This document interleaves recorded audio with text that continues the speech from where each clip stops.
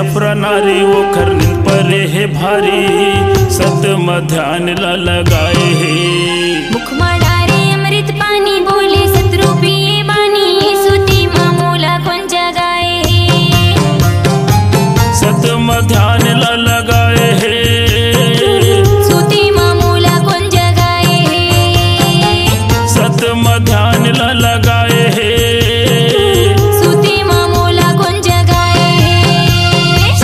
सफरा नारी वो खरनिन पर है भारी, सतम ध्यान ला लगाए है। मुखमा डारे अमृत पानी बोले सतरू पिए बानी, सुती मामूला कौन जगाए है।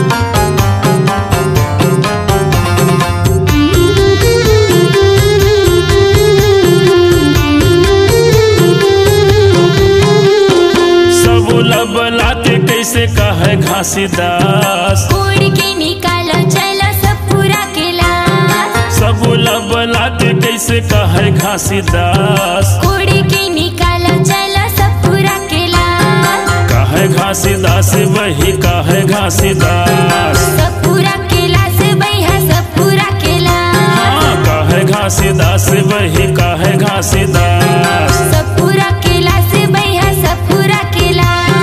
सत्य नाम के ऊपर गुरु अटल विश्वास, सत्य नाम के ऊपर गुरु अटल विश्वास, सतपुरुष के पाए वरदान है। मुखमा डारे अमृत पानी बोले सतरू पिए बानी, सुती मामूला कौन जगाए है। हाँ सोए है सफरा नारी वो खरनिन पर है भारी, सतम ध्यान ला लगाए है।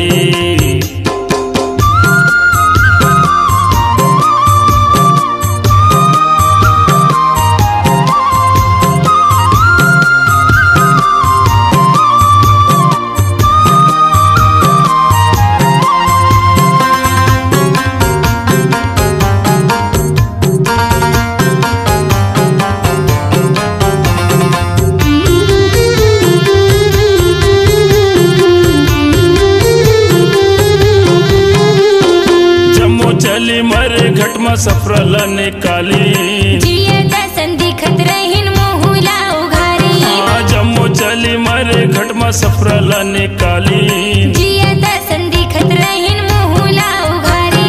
सफरल निकालिन वही सफरल निकालिन, मोहुला उघारिन भैया मोहुला उघारी। सफरल निकालिन वही सफरल निकालिन, मोहुला उघारिन भैया मोहुला उघारिन। सत्य नाम के महिमा गुरु देव जीवन दान, सत्य नाम के महिमा गुरु देव जीवन दान, मुँह में अमृत पिलाए है। मुखमा डारे अमृत पानी बोले सतरू पिए बानी, सुती मामूला कौन जगाए है। सोए है सफरा नारी वो खरनिन पर है भारी, सतम ध्यान ला लगाए है।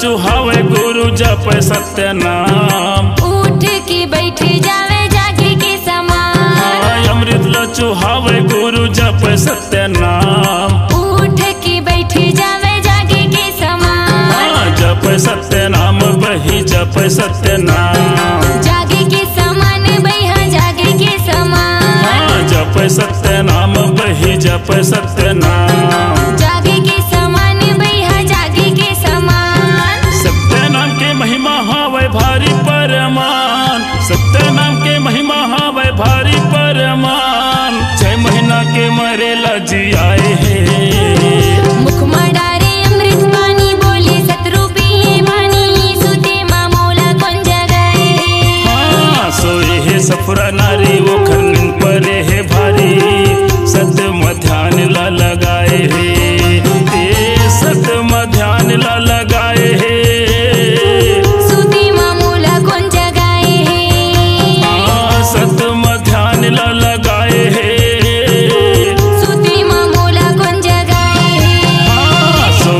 सफरा नारी वो खर निंद परे है भारी, सत्यम ध्यान ला लगाए है।